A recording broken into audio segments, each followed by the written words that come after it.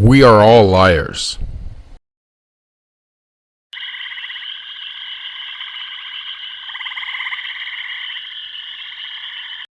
When someone asks you how you're doing, which is the most basic of salutations, innocent enough question as it is that most of us answer the same way. Good, thanks. And you? How you doing? And that sort of thing. Do you ever feel like you're lying to someone when you answer? Seriously, like you really want to say, things like not good, life sucks, relationship blows, job bites.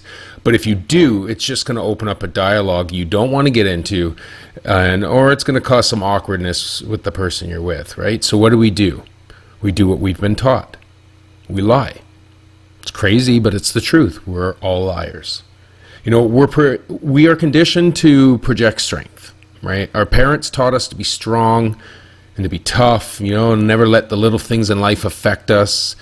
Our teachers in school, they taught us to speak, and other teachers throughout our life teach us to debate, showing us ways that we can get out of having to admit we're wrong or different, right? And then, learning how to prove our views and convince others, right? Most of the time, the things that we do in our life, throughout our life, are not our fault. It's just something that basically we've been programmed to believe. Every small lie we tell, is where we believe is, made to be a portion of the foundation, of what it means to be a strong human. You have to lie, right? How will you get ahead if you let people push you around? You got to be fake and false tough, or you got to be tough. You got to lie. Never let them see you sweat. Always pretend that you're in charge, right? All these falsities that we've been told by others were meant to make us stronger. But in truth, it's really taken us away from what it means to be human. And equally as powerful as the humans that we hold up high or idolize, put posters on our walls and, watch religiously on a weekly basis, we're dehumanizing ourselves with every moment that we are alive and living a lie. Right? We've been bred to fail at life and all components of it. Think about this. Are you right now suffering from a breakup, let's say? You've been with a spouse or a partner for a long time, and now you're in that process where you are either grieving or you're accepting, I don't know where you're at. But we're taught by history, that there's a process, right? You got to grieve and remorse and then never accept it, and go on for years and years, thinking about what could have been and what I could have done wrong, perhaps, right? Acceptance happens always after the grief has occurred, so you have to suffer before you can get any sort of relief, right? We've accepted that as the process, but my question is why? Why grieve? Seriously, what if you could just instantly accept it and continue on with your life without the endless days and weeks of sadness that are coming, right? It sounds impossible. Well, trust me, it's a simple choice in lifestyle that will allow you to be this way. Think about the last time you were, say, stressing out over bills, right? Feeling out of shape, maybe you need to lose some weight, or maybe you felt disrespected at work, right? Think about how you felt when that shit was happening to you, right? Now, imagine that you could go through those same incidents with a feeling of calm and self-confidence, and then tackle the issue really without consciously having to go through any grief. Right? We would all do that. No one wants the pain. And I'm telling you, right now, it's all in your head. The grief really isn't there. I know it sounds ridiculous, but what if I told you that you're just manifesting that grief to satisfy a certain part of your psyche that is trained to seek out sadness, right? It's a crazy notion to say that we as humans searching for love and happiness also seek out sadness. But, like I just said, it's not crazy to say that we seek happiness, correct? Our brains just focus on the happy searching more that we don't recognize, or we subconsciously deny thoughts of the search for sadness. Now, your subconscious brain makes up about 95% of your brain power. That means 95% of what you do on a daily basis is basically your brain on autopilot. So think about eating and breathing, digesting your food, even making new memories are all done subconsciously, right? So no thought required. After time, you actually create subconscious actions that you don't know you do to seek out happiness and as well to seek out sadness.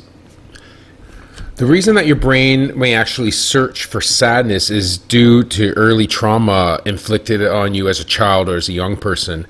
These memories are created by your subconscious, and they sit in your perennial cortex and wait for that moment to emerge when they can draw on them. And I believe that they're brought forward from your subconscious during moments of, let's say, isolation, when your ego is challenged and it needs soothing. Maybe your feelings have been hurt, right? When incidents in real time occur that challenges your self-belief system, right?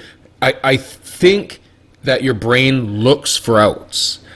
It never wants to truly be engaged. When it's engaged in a good way, as in games and stuff, your brain reacts, but it doesn't want to really be challenged, right? I think brains are lazy and function best on autopilot with most people, and when challenges pop up, and the brain needs to work, I think it searches naturally for a way out.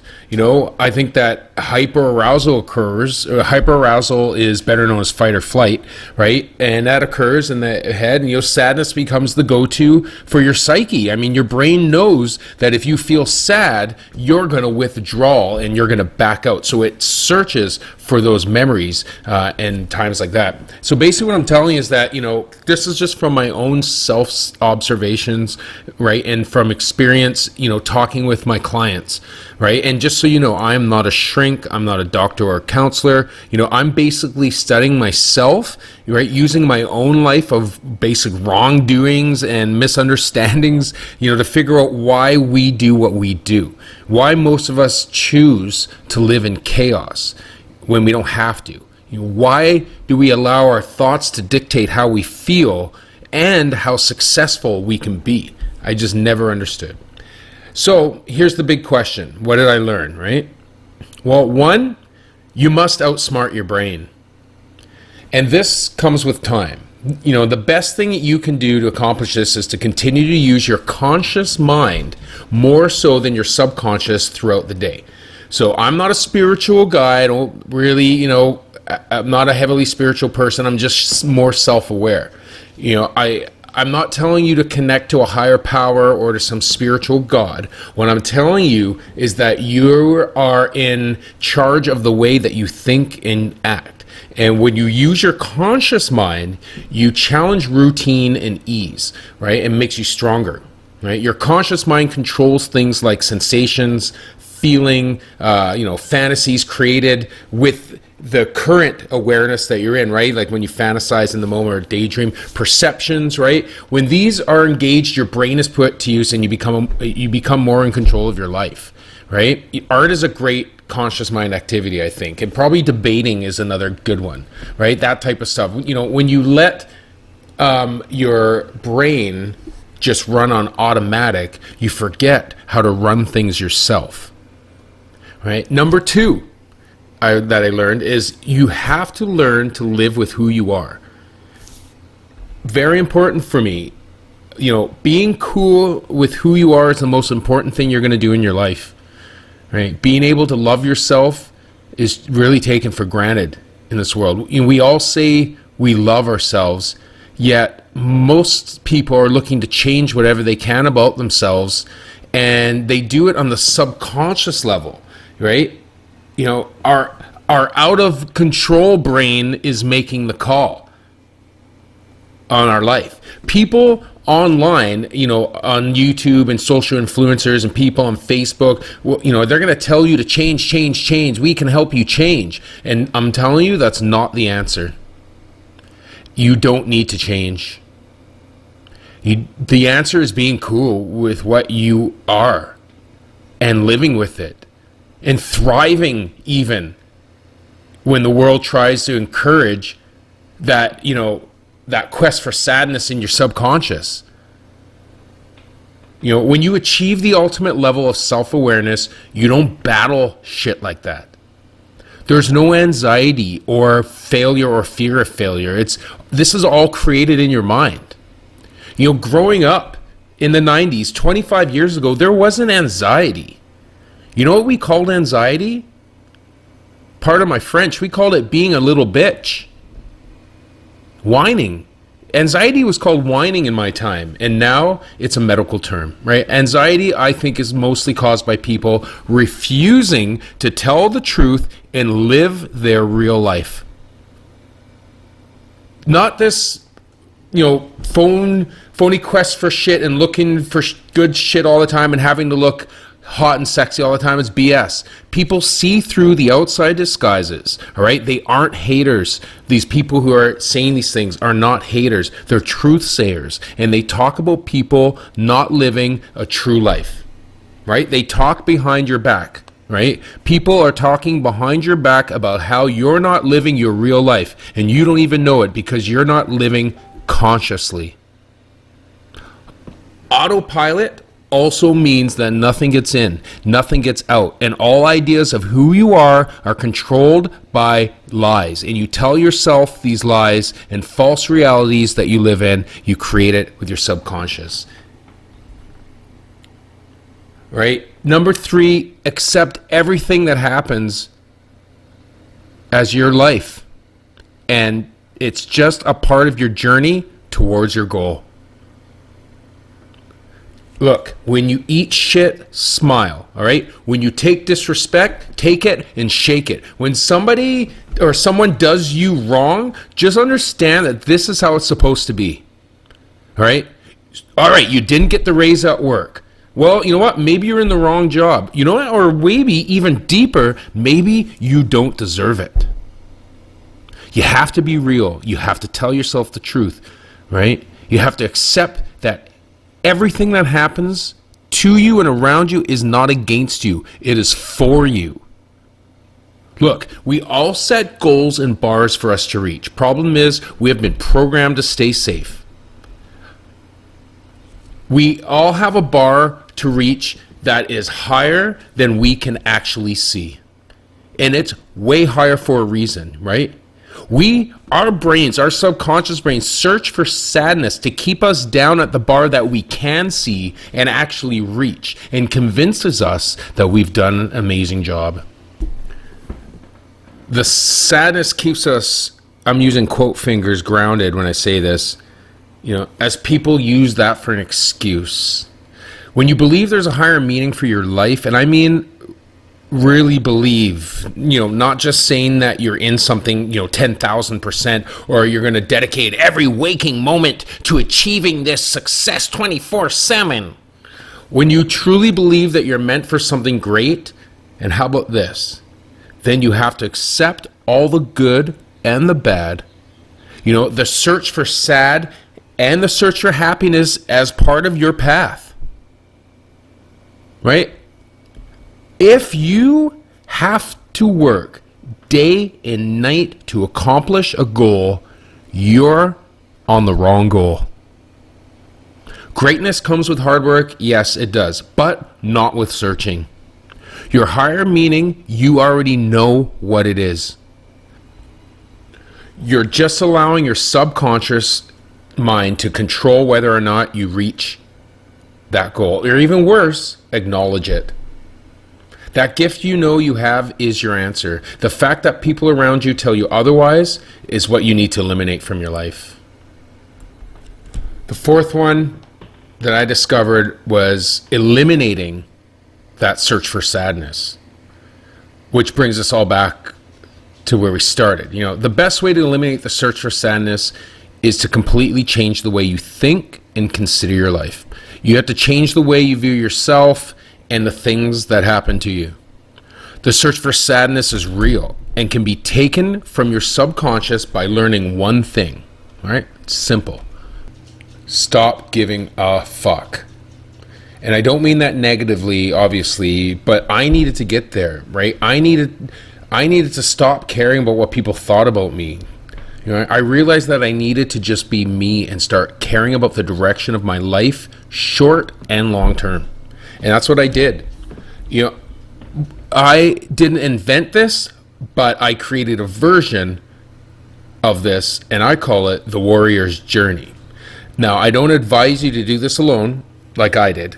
My method is different, and it's slowly showing progress, and it's really helping people discover themselves and identify what the root of their struggling is.